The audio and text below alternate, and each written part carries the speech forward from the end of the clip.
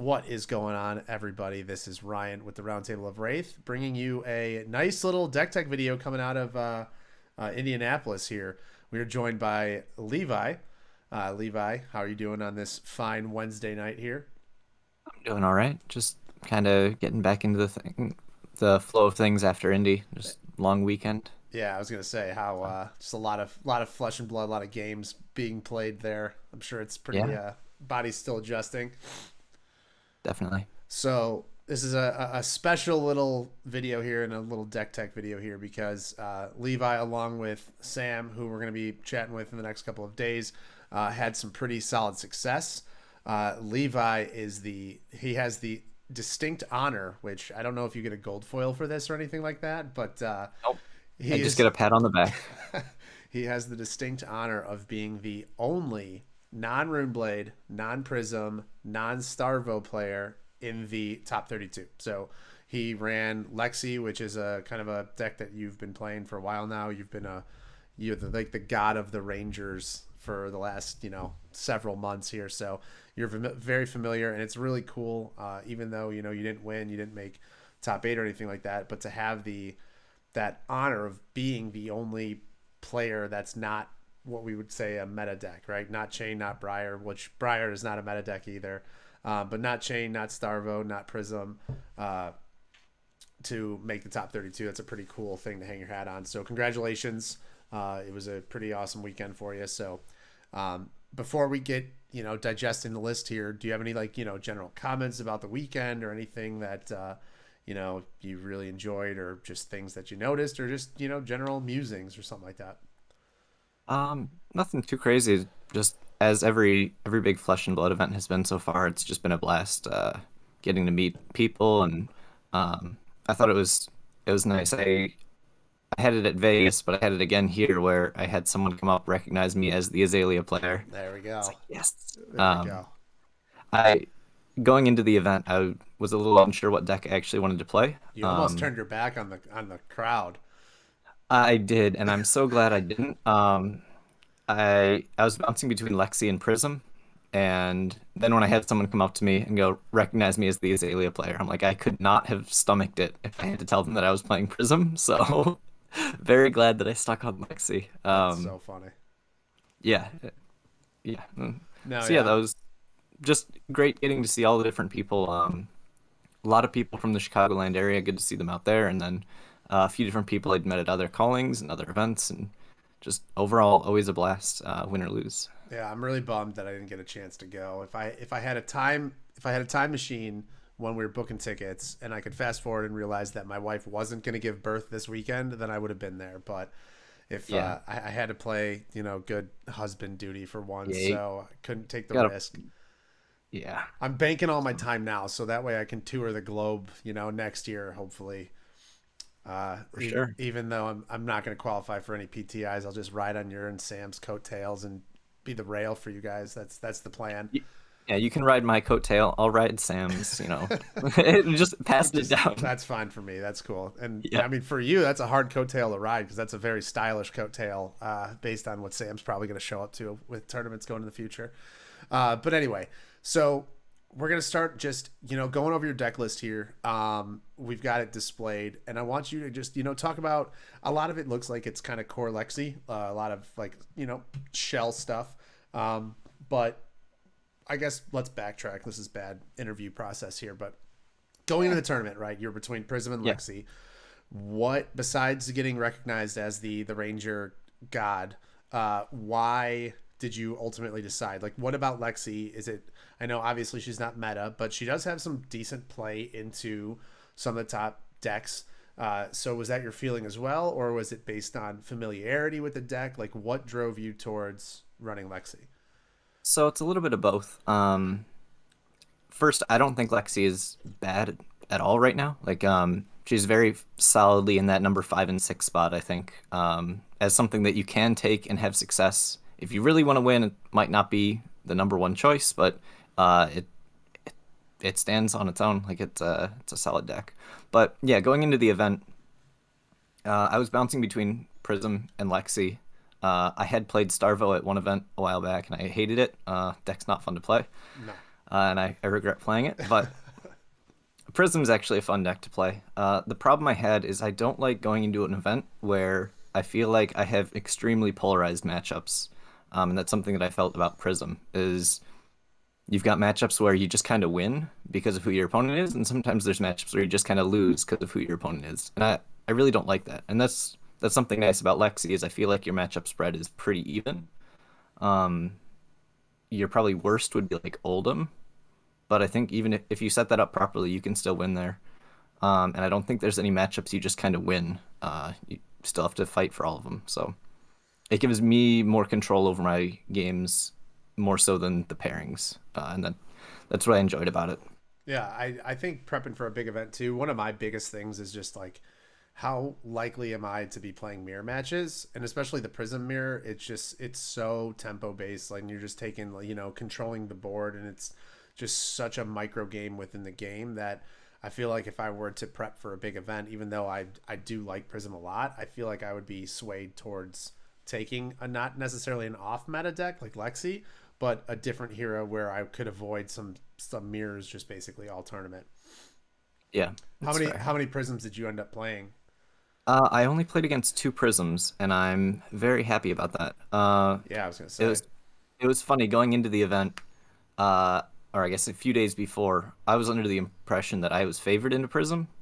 Uh, Everyone that I'd played against on Prism, I'd felt in control of the game, and it really took some things lining up poorly, like Arclight into a three of a kind, in order for me to lose. I thought I just had really good matchup. Then the night before the event, I was bouncing between Prism and Lexi, and I'm like, all right, Sam, here's a Prism deck. We're gonna play some games. And he 4-0'd me on Prism. I was like, oh, well, I don't I don't know what to say. Like Yeah. he 4-0'd me on Prism. I played Prism into his Briar. He 4-0'd me there as well.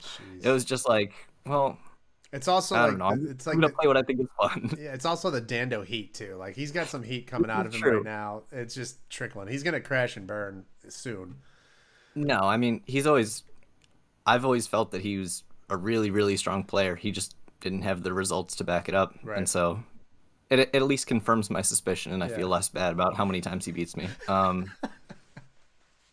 Yeah. So either way, I got steamrolled in practice there and I was like, well, I'm not playing Prism because I'm not comfortable into these rune blades. I'm just gonna play Lexi. It's what I Nice. enjoy. Against people who weren't Sam, I was doing really well with the deck, so I figured we'll just go with it. But my opinion going into that gate or that event was that I'm no longer favored into Prism. If they know what they're doing, I'm Right. gonna have a bad time. Uh, which wasn't a good thing when I thought that that was my best meta matchup. So I mean, but then again, I mean, you take the deck that you like, you do extremely well. So in hindsight, you made the right decision, which has to yeah, feel pretty good.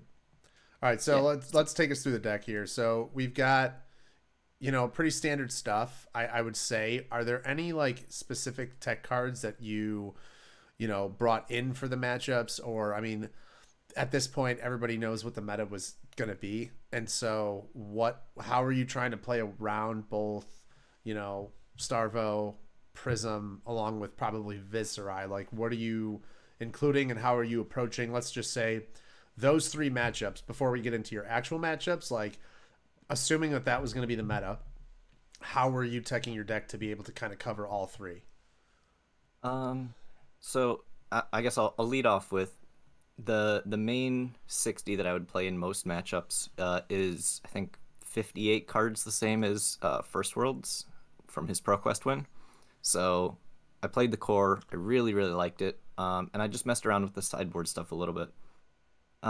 So for those matchups, uh, I guess we'll start with Starvo.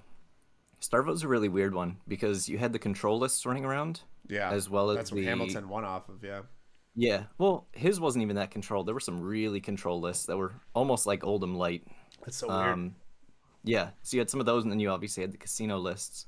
So going into the event, I was hedge boarding, so I was boarding up to like 67, 68 cards. Just so if they were a control list, I was a little bit safer. As the event went on, I noticed that almost everyone was on the like high roll list. Hey, There's very few. look at my colors. Yeah. Show the three colors and win. Yep. So the big one in that matchup is the fatigue shot. So that went up to 9 copies in the matchup because Starvo doesn't really want to block. Yeah. If you threaten a fatigue shot, all of a sudden they're going, okay, my Oakenold is now for 8 when double fused, or even a double. I had a turn in a different event with 3 fatigue shots, and they tried to Oakenold for 3 dominate. That's threatening. Yeah. So the point is, if they have Oakenold and you come in with fatigue shots, they don't get to play their turn how they wanted to. Yeah. So it really helps you keep the tempo. Sure. Um, Other than that, yeah, I was boarding up a little bit. I was also putting in the sink belows. Uh, the deck doesn't have very many blues, or I mean, I guess it has a decent amount, but it's very resource intensive. So having that sink below to stop the hammer, I used more sink belows on hammers than I did on the actual attacks. Yeah. Just being able to cleanly block it out and stop the frostbite was super important. Um, but I think those were the two main things.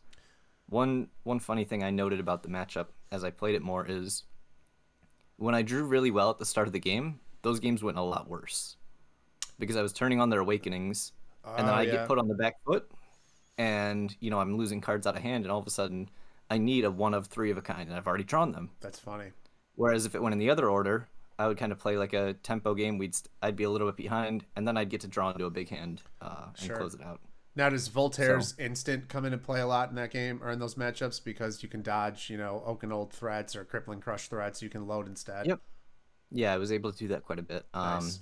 Even occasionally just pitching to activate Voltaire, even if I'm not loading, just to save that card in deck Nice. instead of discarding it. That would be for the Crippling Crush. Yeah, it's a good little But out that she kind of has built in there.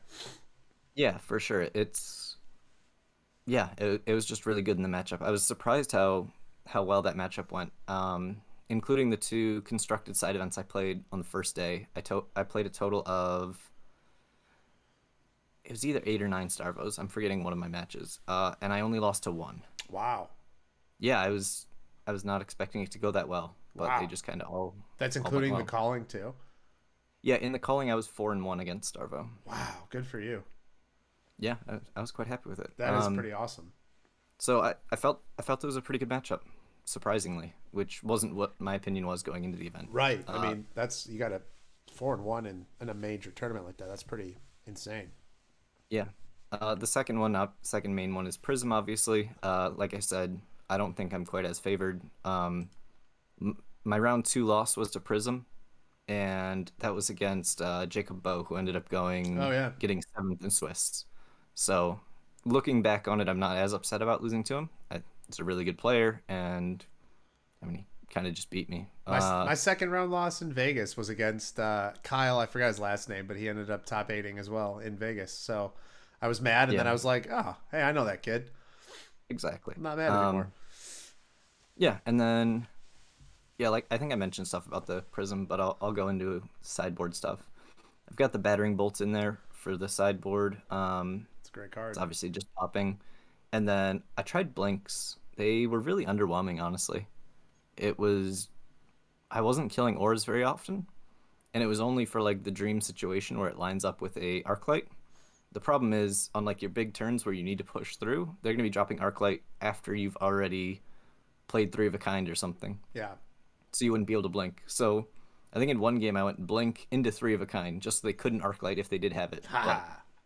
it's they'll just block differently and save the arc light. Yeah, I So feel like you don't take advantage because your deck is so resource like kind of hungry. It's not like Starvo where he has the dominate and then can blink and then just swing the hammer anyway. Something like yeah, that. You need those resources, so I could see where it could be awkward. yeah. So it ended up just being a blue lightning card Yeah, most of the time, but I did put them in for that matchup. cool.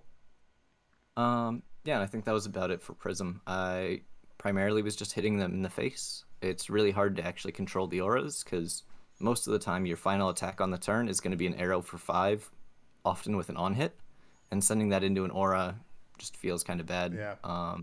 Especially when I've already stripped cards from their hand earlier on in the turn. The other big thing that you can't do that Starvo can is because we can't pop Phantasm, I can't just take a turn to kill auras and leave them with a full grip because if they come in with War Tune Miraging into a protection, I just die. You're just dead. Yep. Um, so I really need to focus on stripping the hand every turn. So it's tough to kill the auras. Makes sense. For Viscerai, I only played one, and I lost to Viscerai. It was it was a weird game. I I drew solid hands, but no three of a kinds for the first top or for the top half of the deck, and he went OTK into me. So It's not I got good. him down to 11, and then he came in with a turn that threatened like 56 or something.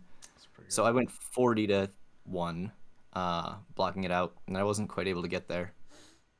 But Fit, his fit, turn, he had set up to 20 rune chance. His turn just wasn't quite as good because he'd already had to block with so many cards. He didn't have any birthday cakes, whatever the cards. Ninth blade. ninth blades, yeah. He didn't have any of those left. So his turn was a little bit weaker than it should have been for 20 rune chance, Sure. but he got to 20 because I wasn't able to pressure off the three of a kinds. So overall, it was still a solid game, but just wasn't quite able to get there. 56 damage in a game where your character has 40 health seems decent. Yeah, it's a decent turn. It's decent, yeah. Yeah. Um, and then my other four matches were Briar, Chain, Katsu, Dash. It's not too much to talk about there. I beat all four of them. Uh, it's really just the Dash list was weird. That was my round one. He Briar, was Chain, Katsu, Dash. Wow, look at that. The off yeah, meta quad there. right. Yeah, my Dash I played was round one. He was just experimenting with something. It wasn't a very competitive game. Super nice guy, but yeah, it was something. It's a good draw round Uh, one. yeah, Great. yeah, it was a good round one. Yeah. The Briar was super close, as it always is. It's just an aggro. You hit each other as fast as you can, and first one to have to block probably loses. Um, Katsu was a similar way, not quite the same because I actually have to block the Katsu.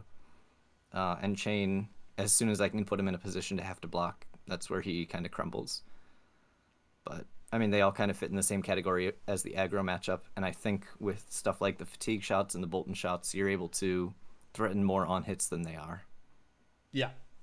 So, yeah, so that was basically the day.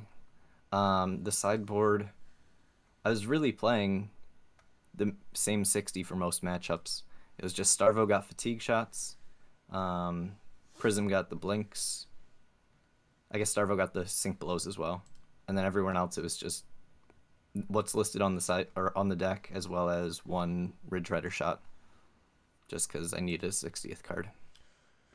Now, before we get into, I don't know if you want to take like a deep dive into that stuff or whatever, but so I want to get your kind of your views here. So coming off of the event, knowing what you know now, do you think that the next event, the Pro Quest, are we going to get changes to the meta? Do you think like things are going to shift around, or do you think largely the game's going to go untouched, or do you think like Starvo's not going to get hit? I think that's the assumption, but I'd like to just hear from you. Playing. I was listening to the Covenant cast when they were talking about it, and Zach was saying one of the things that he noticed around the tournament was every loss or everybody that was kind of chattering was almost like down about like, oh, I got starvoed, or I'm sorry, like, hey. So I don't know if that was your general feeling about it coming out, or was it more positive where you were? How do you think about, like, I don't know, do you agree with that statement, and then do you think that things are going to change? So, obviously, from my record against Starvo, I didn't Yeah, mind you weren't Starvo as you much. weren't complaining, yeah. I was it was probably a combination of them not drawing perfectly and just me being able to pressure them with enough on hits. Um, but yeah, as a whole, people aren't too happy about Starvo. I don't think LSS is gonna hit it, just Really? because it it's at what 814 living legend points or Yeah, something. something like that. And if it wins the two or if it wins the Pro Tour, it's just out. So I think they're just gonna let it run the course. Which, I mean, yeah, I feel like they're in just a really bad situation because I would say morale wise, this is the lowest point the game's ever been, and I'm not even saying that that's a negative because like everyone, it's still amazing. Like, but just the general consensus of the community is like, ugh, it's like malaise almost. So like that would lend itself towards hitting it, but then how do you hit a deck 5 weeks before the biggest event in the history of this game? You know, where players have been training and prepping for so long to get here. Now to say, hey, you have 5 weeks to create a new meta and figure it out with no real season of data to test and go off of, you kind of just guess. Like, I don't know. They're kind of in a bind. Yeah, it's a bit weird because the thing is, it's not actually that much more dominant than Chain was during its peak, Right. and probably less dominant than Briar was at her peak. It The reason he's getting so many living legend points right now is because we had a super fast like ProQuest season. Yeah. So they just added up. We had a lot of competitive events all in a row, and that's why these points are adding up. I don't think he's that much more dominant. I think he. I'm not saying the deck is fine. I'm saying that you're always going to have a best deck. I think he's reasonably targetable. Um, and his conversion rates were good, but they weren't Astronomically anything high. crazy. Yeah. Chain, Chain actually had a comparable conversion rate from day one to day two Interesting. at the calling. Actually, I think depending on weird numbers, it's either the same or better. Gotcha. So like the deck's good, but people know that it's there and it's getting targeted, and yeah, I think the deck will run its course. It'll get banned, and we'll move on. But yeah, the opinion playing against it is a bit negative. Um, I don't know. Like he doesn't It's commit. he does high roll. He can just high roll, Sure. but a lot of his games are getting you grind them out, and he wins off of like almost honest gameplay. Not quite, but almost. Funnily enough, my loss to Starvo at the event was actually my deck crumbling. Uh, he awakening for a crippling crush, and I'm like, all right, I'll lose tempo. I had the health lead, and I draw my hand, knowing he's gonna get a free crippling crush, and it's a 3 block, a 2 block, and two no blocks. I Oh, was like, oh, so that's how so that game in, goes. right instead of like taking, if you have 3 blocks, you take two, and you get to hold a card. I took six and lost everything. It was still super close, but Sure. um, the deck does have high rolls. But overall, I think it's manageable. Okay. We'll deal with it until it's gone, and I think it'll be a good testament to the Living Legend system to show that it will actually get rid of it. Yeah, this is the Um, first like real. I mean, I know Chain and Prism are close, right? But this is the quickest. I mean, had Chain been active, had Precedes Nerf Chain been active, and during like a ProQuest season, I would be shocked if he wouldn't have Living Legend himself out. There's a chance he just could have done that. Um, yeah, but it's yeah, quite possible, it's but interesting to see it's actually if they commit to the system. yeah, it's actually funny. I think Chain, if we had his old iteration active right now, I don't think he would be that much more dominant. I think him losing seeds was almost comparable to gaining Thorn. Thorn is a problem card, but I think, see, that's where my head goes. I think Thorn is going to be restricted to Briar only. Like if they make it an elemental room play, I think Thorn might be the hit. I yeah, I don't think Thorn should have been printed. But that's a little bit off topic for We are off discussing topic. We are off Lexi topic. at the calling, We are off where I topic. already gets three rune blades. Yeah. Um, Yeah. So back to Lexi. Now, my question for you going forward. So let's just assume, you have 5 weeks to prep for the Pro Quest. Let's assume you qualified, whatever it is. I did Where not. I know, but let's just say Okay. you're on your road. You're committed to playing Lexi. What tweaks are you looking to make? Like, how are you going to address? I mean, it sounds like your Starvo matchup's good, right? Like, are there any cards that you're really interested in that you'd be willing to like test out or put in that you think could help you out in the long run? You mentioned earlier, like, hey, if you want to win a whole event, maybe Lexi's not enough, but she's really well poised. Is there anything that we can do here to, add cards or whatever to tweak those matchups to make her potentially a top 8 contender or beyond? Um, so I think that the list right now is really good for Starvo. Just all the sideboard stuff. I think my one of my issues with the Prism matchup is coming down to how I play it. I've been going much more aggressive and less looking to control the auras. So that's something I'd like to dig into, is maybe a little more aura control early. Okay. Might give me an edge. But the problem with testing different game plans like that is it's really hard to tell which one's actually doing better without a large sample size. And because on just a few games, it could just come down to variation in draws more so than a change in the game plan. So I know that once Prism's below like 20, you should just be hitting him in the face and Yeah. ignoring auras as Lexi. The problem is it's tough to gauge when you actually start that strategy. I started at like almost 30 in one game, my round like 9 or 10. And it worked, but it got super close. So,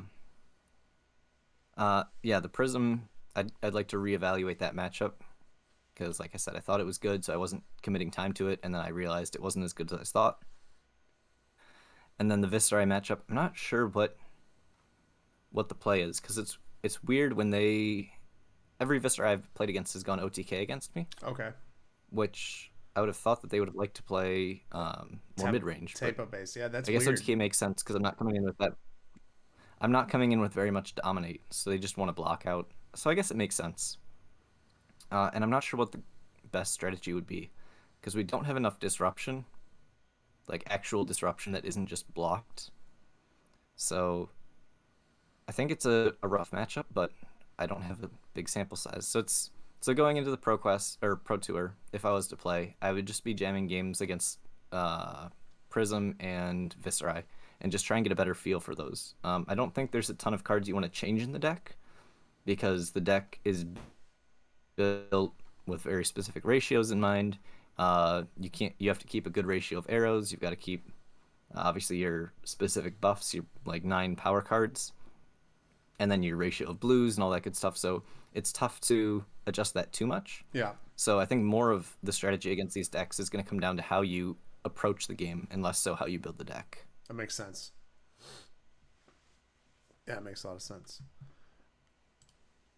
And Um, unfortunately, Viscera, oh, I was one more thing on yeah, the go ahead. Viscera. When they go OTK, you don't really have much choice in how you approach the matchup when they go OTK. The only game plan is to hit them in the face and hope you kill them before they kill you.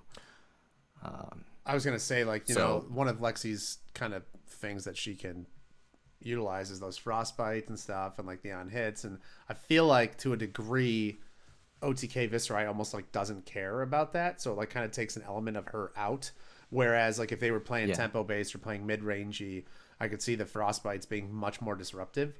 And so I think yeah, that could having that OTK strategy could be problematic. I think for you for sure. yeah. It's interesting. Um, all right.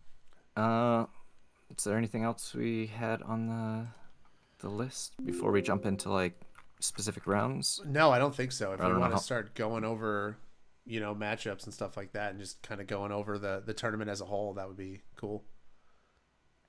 Yeah. Um. So all right. Round one, I mentioned was the Dash player. He was on an experimental list, which was like a generic Dash, like not mechanologist cards. It. We'll go to round two. That's kind of my takeaway there. All right. Super nice guy, but we're going to round two. Round two, like I said, was against Jacob on Prism. It was a bit back and forth, but he had a few too many Miraging Metamorphs and a few too many Arclights, which I wanted to complain about the second Arclight, but I really can't. He had to pitch his entire hand and use a Tunic to play it. So as much as I want to complain that he had it, he didn't get any crackback. So I think he just played really well, drew a lot of good attacks and blocked efficiently, and he's just a really good player. Yeah. So I think that game came down to him being on 4, but the auras got out of control, and he was able to hold cards for an Ode and poke a lot of auras with Ode. Uh, Next round was oh, so at this point I'm 1-1. Then going into my next round, played against a Starvo who I think he was new to the deck, newer to the deck, and this is a Starvo that I ended up losing to. I've made the joke times playing against him. He at one point went to go cast Awakening, and the card he was debating on what to pitch, and he's like trying to decide, and he goes, "Can I look through my deck?" I'm like, "No, you can't look through your deck until you've done that." I'm that's just a rule. Like you're not allowed to. You have to Yeah. decide on your pitch. Like I'm not trying to be mean or anything. I'm trying to be super nice about a lot of it, including when he blocked with a Pulse of Eisenloft, and I pointed out that he was blocking for more after it because he didn't realize it buffed his attacks. But so at this point, he's like, "Can I look through my deck?" And I'm like, "No, you're not allowed to." He's like, "Oh, I'm like, do you need to look through your sideboard to figure out what's in deck, just to see if you sided it out?" And he's like, "No, no, no, that's not it." I'm like, "Okay, what do you?" He's like, "I'm trying to remember how much a card costs." And I'm like, "What card?" And he goes, "Crippling Crush. It's 7, right?" I'm like, "Yeah, it's seven." It's It's 7. like, "Okay, so I can pitch my Earth card. I don't have to fuse." Um, and that's a little bit disheartening, admittedly, because he was the only Starfall I lost to. Yeah, that's hey. And I don't think he high rolled me. I really think I bricked too many hands. Maybe it was just all like a ruse. Like he just played you, and that was his gimmick the whole tournament. It Just could be. lower Super the nice guy. yeah I crossed paths with him a couple times. I think pretty much everyone I played against was super nice. yeah People I beat, people I lost to. I just had good interactions. That's been my experience with Flesh and Blood. These yeah. big I agree events. with that too. Yeah, It's man. incredibly rare to run into someone who you just don't have a good experience with. My round four was another Starvo. I was 1-2 at this point. Submarine. He held too many He held too many pulses. I think someone told him hold pulses, and he held a pulse of Volthaven and a pulse of Candlehold, and then complained that he didn't draw attacks, but he was just holding 2 cards and face tanking damage. So he died, but I was 1-2 at that point. So we will move on to round 5, where the game started again. Oh, here we I go. played against a Briar. Uh, it was more of the Cheerios list, and it was actually really scary because no one blocked until we were both at like 6, and then Jeez. I was actually on the back foot, and he didn't have quite as good of turns as he would like, and then I was able to come in with I think it was like Tunic, Endless Arrow for 4 go again, and he was down his armor. I I could be wrong about this, but I think I was able to force a couple cards out of his hand to where I was able to come back with like a 3 card hand, and then I got him down to 1, and at that point I was able to come in like 4-4 until I drew and build up my arsenal until he just died. But he got me down to 2. He had some nasty Revel and Rune Blood turns early on in the game, That where it's card's like card's so non-attack, gross. attack, Revel, make the embodiment, and then swing Thorn for 2 and 6. That's nasty. And so then he has the embodiment of lightning going into next turn. Yeah, it was a scary game, but we did get there. Round so I'm 2-2 at this point, and it was funny. My mindset going into this after I was 1-2 was, I'll win or lose next game. If I lose, I'll just drop. It's fine. That was my attitude was basically if I lose my next game, I'm dropping for like the entire event after For round 3. 7 rounds. Almost. Pretty much. But I look at pairings for round 6, and I'm playing against Thomas, a local from that I play against at our LGS probably every week or so. And it's frustrating when you go to an event. Granted, it's close to Chicago, so a lot of us were there, but seeing someone that you know, especially when we're both 3-2 at that point, so losers out of the event. Yeah, that's Um, unfortunate. but it is. He was on Starvo. I didn't end up getting there. It was a pretty honest game, as most of my Starvo matchups were. Uh, just some back and forth, threaten enough on hits, disrupt him. When he decides not to block, he takes too much damage. Uh, and yeah, I was able to push through. I think I'm looking at my notes of health. So it got down to I was on 2. It's a super close game, Every but game that you've played so far I has was been just able, like tight, except for the bye. But every other game has been yeah. like So super close. the buy and the Starvo who held his pulses and just took damage and then swung hammer. Uh, It's like yeah, Oldhim, but like yeah. without the whole point of Oldhim.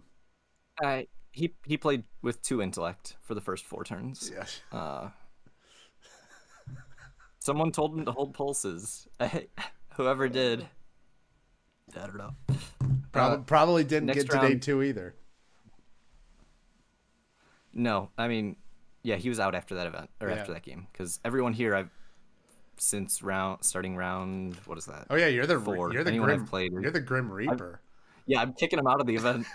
I'm like, it's me or you. You're out. I See didn't even ya. think about that. You just end in day 2 dreams for like 5 straight rounds.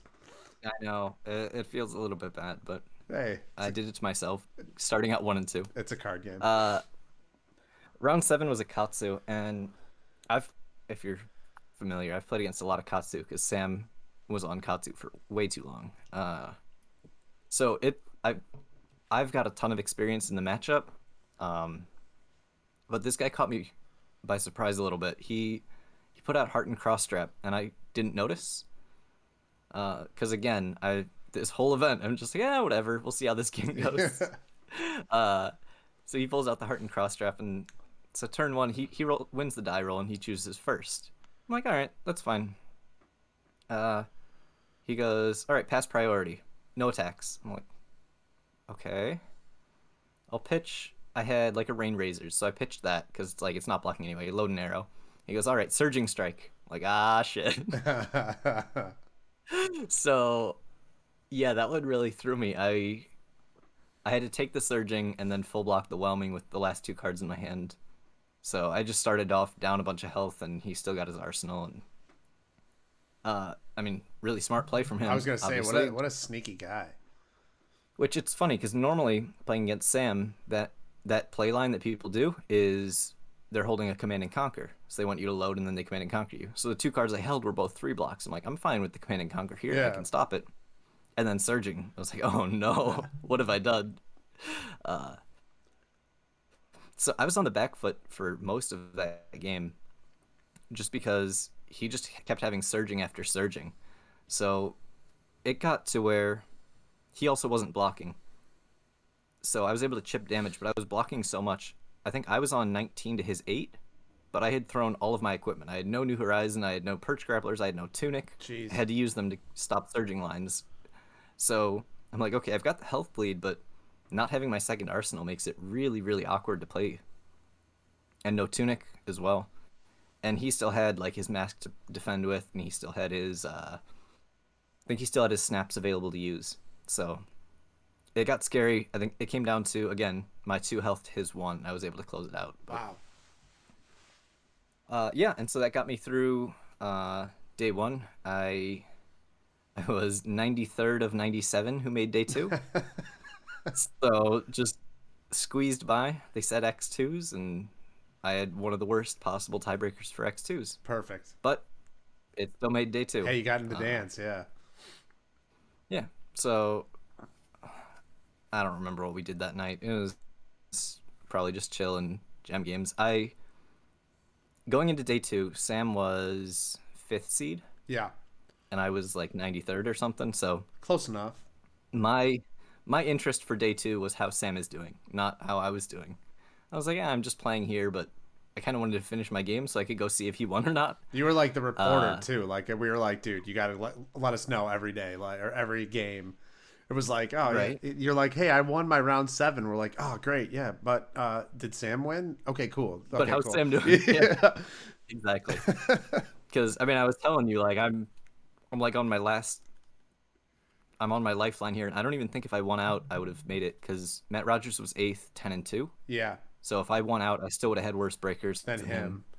Yeah, I was when you were So 1-2. When you were like, yeah, I'm 1-2. I'm like, oh man, like, is he gonna drop? Like, so then when you said, I think there was like a message. You were like, hey, I won. I didn't know if you were still in the main event or if you were talking about some side event that you won. right, I'm like, oh, nice, yeah, okay, cool. He did some side event that he yeah, got like no, I was 10 tickets for or something. right. Nope, I was just like, whatever. I'll just keep playing. It's fine. I don't have anything better to do. Sam's my ride, so I don't get to go home. Yeah. So yeah, over talking it over the next day, I was actually debating playing the Battle Hardened, but I was like, whatever. I'll just play the main event. I enjoy playing against good players, and Yeah, I'm like the people who are 5-2 at the calling. Like I should have good competition. sure. So I was excited about playing against good players. So Uh, I of course said that to someone else from the Chicagoland area, and they're like, "What?" You're like, "Oh, you want better practice than playing against us at locals?" I'm like, all right, sure, sure, we'll go with that. Like, I don't know how I salvaged that one. But yeah, day two, we had to get up early because Marcus was in battle hardened because he in the main event he went 4-3, He didn't but draw. no draws. He went 4-3, but the problem he was on Showstopper, and he played Oh, against four prisms. He beat one prism and beat everything that wasn't prism, but his one matchup that he didn't want to see was 4 of his 7 rounds. that's crazy. So, so thanks to Prism, I had to get up an hour early to go to the battle hardened, so Marcus could get there. Did he draw in the battle harden at all? I think he might have actually. There we go. There we go. Either way, day Just two. First round is a Viscerai. And as you might have heard from earlier, I lost. yeah. That was the one where he did a ton of damage. So again, going into day two, I was like, I lose one and I'm probably gonna drop. And then I'm like, whatever, I'll just play while X3. But if I lose one more, there's no chance of anything. Like there was still the chance of top 32. So the entire rest of day two, I was just like, it is what it is. I'm not too worried. I mean, the pressure's Finished off at my that game. point, which is nice. Exactly. I knew I couldn't top 8, so it's like it is what it is. Yeah. So, but yeah, the Viscerai killed me. I think I talked enough about the matchup earlier to cover how that game went. Yeah. Then I played against a Prism, which this game was scary. He started off going first with a Merciful, and then was it a Merciful going first? Yeah, it was a Merciful going first. Mm, there was a Merciful. I don't It remember came the up. exact It hit thing. the table eventually. Yeah, yeah. I feel like sure we'll go with that. And then uh, his next turn ended up just being Genesis Haze Bending. So I'm like, I was planning on Jeez. just hitting him in the face, but that's Jeez. clearly not going to be the option. So I killed the Genesis, and at that point, I'm like, all right, I can't deal with the Haze Bending. I can't deal with all this stuff. Like, I just got to race him. And then a Shimmers comes down. And so I'm in the process of racing him. Luckily, he didn't hit any arc lights, Yeah, I was gonna say but that'd have been by timely. the end of by the end of the game, his Haze Bending was coming in for like 6. And yeah, so I was able to push a ton of damage, but it got really close, and it ended up getting down to the point where I was on, yeah, I was on 8, and he was coming in for 4 instances of 1. Uh, his Shimmers, his Merciful, and 2 Spectral Shields, and I've already used my Bullseye Bracers at this point. So I realize I need to use my Perch Grapplers to block an instance of 1, because if I go to 4 and he's got 2 shields in play and a Merciful in play, I die to either Ode or Merciful draw. Right. So I'm able to do that, and then I line up a weird turn where I don't remember what my first attack was, but he's also on like 7 or 8 at this point. I lead into a Battering Bolt for 8, and I'm like, okay, I'm gonna try and get that yellow out of his hand because I can't deal with all this stuff on board Does he have this like next turn. I three need to get the blue yellow out of his hand. auras? Yeah, there was a bunch of auras in play, and so he ends up pitching the Ode to block with Footsteps, just so it doesn't get discarded when he dies. So he lost his Footsteps and he lost his yellow, Jeez. and I'm able to kind of get tempo there, but it still got really close. And then I was able to line up another turn where I had a Lightning Press in Arsenal, and then I attacked with like a Fatigue Shot for 3 go again, and he blocks 3, and I was able to Lightning Press it when he was on 3. So then he had to use his Soul Shield, and then I was able to finish up the game after forcing out the Soul Shield. Nice. It again, I think it came down to 1-1 Just because I got rid grind. of the sheep. Yeah, super close games. But yeah, it was again going into the event. I thought I had a better Prism matchup, and then that game was actually had he blocked differently on the last turn, I would have lost. Wow. So again, like I was not happy with my Prism matchups. But we got there on that game, so that's the important part. Yeah, right. Then we played into a Starvo. There's not a lot of entries here, which means, yep, took 8, took another 8, took a 9, took another 9. You're Like taking I only this? got, yeah, every time we were going back and forth where I was hitting him, but he was just coming back with the big hits. I couldn't find my fatigue shots. But it's actually really good to take that damage to keep your health even, because I don't want to be super ahead of him. Yeah, Because you as don't soon as want an to dodge awakening comes in, awakening. Yeah. yeah.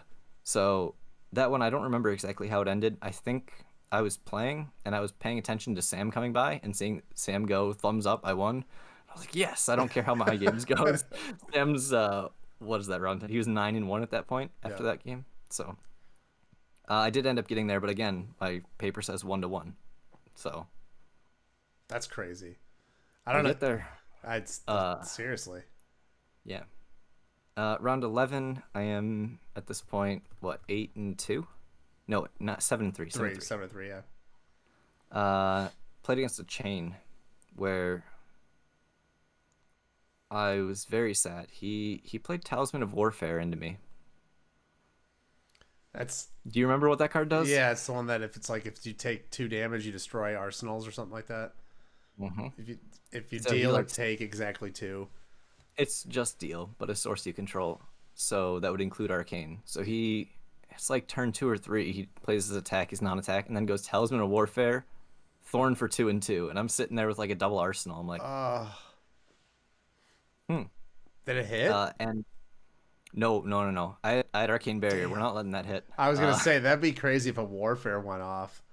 No, I mean I didn't let it go off, but I ended up using my tunic to block one, and this is on like turn 3 because I decided I'd play snaps instead of perch grapplers in that game, and then I regretted it as soon as that talisman came Yeah, down. right. That 2 block would have been So nice. lost my tunic super early, and I had to pitch for the arcane, and then I just had to spend my next couple turns like trying to empty my arsenal so that I could let the talisman of warfare blow up. That's so weird. It was really weird, and then I played a 3 of a kind and drew like 2 arrows and another 3 of a kind. So I was like, okay, I'll hit, and then I had to arsenal my 3 of a kind while the talisman's still in play. So I'm sitting there like, how am I stopping That's so this? scary.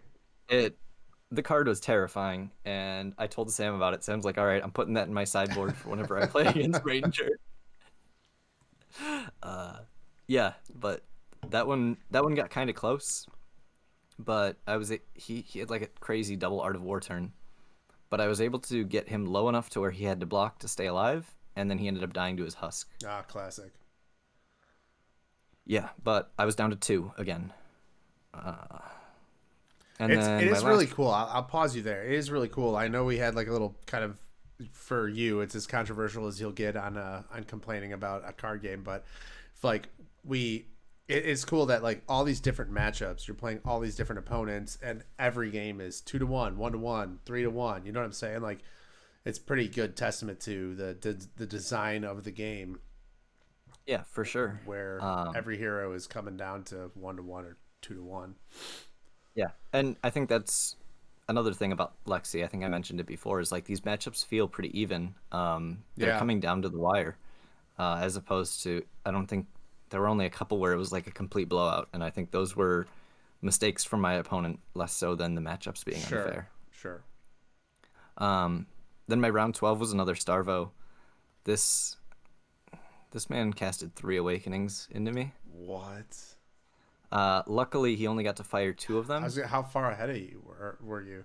I was super far ahead. I was drawing really well, doing a ton of damage, and that he casted the first one for like a pulverize, and it just came in for 14. Luckily, I drew an all arrow hand, so it's just like I'm gonna lay this down in front, and I'll keep my health lead. I lose tempo here, but I keep the health lead. Yeah.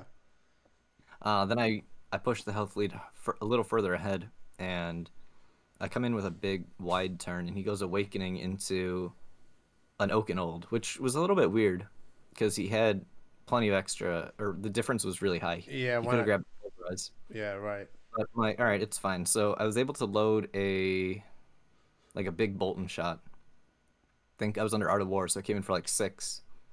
and he lets it hit, which lets me reload my endless arrow and come in for another 5, which he had to block, which was great. I was like, awesome, I'm gonna get this Oaken-Old out of his hand. He blocks with the Oaken-Old, casts another Awakening, search the Pulverize. I was like, that's why he searched it that way. Um, but and so that lost me tempo again. But at this point, I had enough of a health lead that I was able to again just throw stuff in front of the Pulverize and kind of stabilize from there until he's just coming in with vanilla damage and there's no like At on that point, hits. you're fine, especially if you have a health lead. Yeah. Yeah, and then I closed it out, and I wasn't too worried about Sam because Sam was only on 1 loss at the time, so I knew he was making top 8. Yeah, he was So top 8. yeah, and so I won that and going into looking at top 32, and I didn't know that X3s would make top 32, and apparently all of them did. Yeah, There was even a few X4s. really. Yeah, So I mean, I was the worst tiebreaker X3 at 25th. let's go. So I was gonna say, so you got officially you finished 25th out of 400 plus yep. on a Lexi deck, and the only, again, bears repeating, the only non-Rune Blade, non-Starvo, non-Prism in the top 32. Yeah, Pretty impressive. yeah. Although I'm gonna lump myself again with Sam again one more time. Is we're the only two that weren't on chain or the big three. You were, Uh, yes. my my playtest partner on most of this. Uh, it felt kind of good to be the two of us It's as really cool looking at the that, like, exception. yeah, looking at the spread and seeing 1 and 1 and seeing you two as the only two, knowing Yeah, you two especially, playing against you guys for the better part of the last year here. It's really cool to see.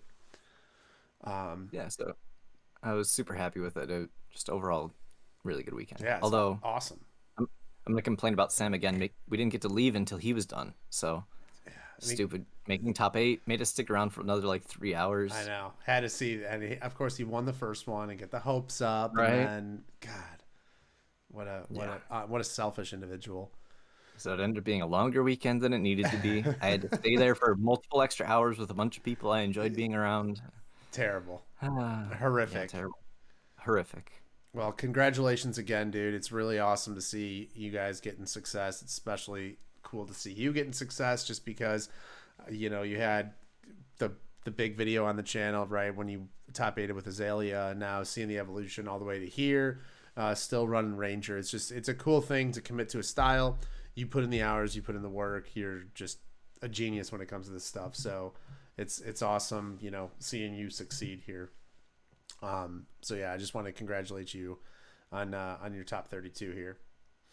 Thanks. And, Always a pleasure to come on here and talk. yeah, anytime. Yeah, you guys are the only ones that get views now, so you're flipping us the bone here. We got to start winning shit so we can start getting our own views. Um, Sam's taking my spotlight. yeah, Off right. his pro quest and then the top 8. I'm just here You like you in were the the back, top. like You were the look at me, top. look at me. I'm You still were the here. I top swear. channel. Yeah, or the top views here. Any parting thoughts on the tournament or anything like that you want to shout out, or anybody that you want to shout out? Anything you want to say before we close up shop? I mean, just shout out to all the people who I practiced with. Primarily, it was Marcus and Sam. But the people at the LGSs, I got a lot of games in with Jeremy and Phil. We got just practicing against the Starville matchup. Phil didn't end up getting to go, but shout out to MinMax. They actually loaned me the Prism deck. I said, I don't know what deck I want to play. Here's the deck list. Give me a Prism deck That's if really I decide cool. to play it. And they're like, all right. Yeah, they were super good and gave us gear and mats and sleeves and stuff. And Hey, yeah, yeah, they were super good to us. And the whole Chicagoland area has been solid. So, uh, we are a meta. We're like a force of a meta here. right, and that was the nice thing is going into this, we kind of didn't know, but we knew Sam was like at the top of our area, but how that compared wasn't apparent. But I pointed it out to a couple people. Our pro quest at Fair Game, all 4 people who top aided and went to Indy made day 2. So I think that's a pretty Yeah, John. pretty John got fair. top 32 as well, right? Yeah, I think he ended up like 20th, and then Jeremy was pretty high up there, but he had a rough day too. So I think he finished in like the 60s or something. I'm not sure if it was the last game of Swiss or not, but I think John had a win in it against Matt. It might have been round 11. I can't remember. I think that was 11, yeah. Okay. But there was like a little bit of a weird timing thing at the end. But yeah, that was John. I didn't know. So John had a shot too if that game against Matt had Yeah. gone differently. That's Yeah. cool. Yeah, He was in contention for top 8. So it's cool to see, man. It's cool. John, by the way, is hometown TCG. If you guys haven't checked out their channel, go do so. Got to give them credit because they're great dudes. And John and Josh both put in the hours. So does Dennis and all those guys over there. So we'll give them a shout out. Congratulations, John, on your big top 32 as well. yeah. But And Levi, shout out to John. On that Tuesday before the event, we sat and talked for like an hour at our LGS debating what decks we were going to play. So that's cool. He helped me lean into the Lexi pick. So. Nice. That's really cool. Well, congratulations again on behalf of the Roundtable of Wraith. This has been Ryan with Levi. And until next time, see you guys.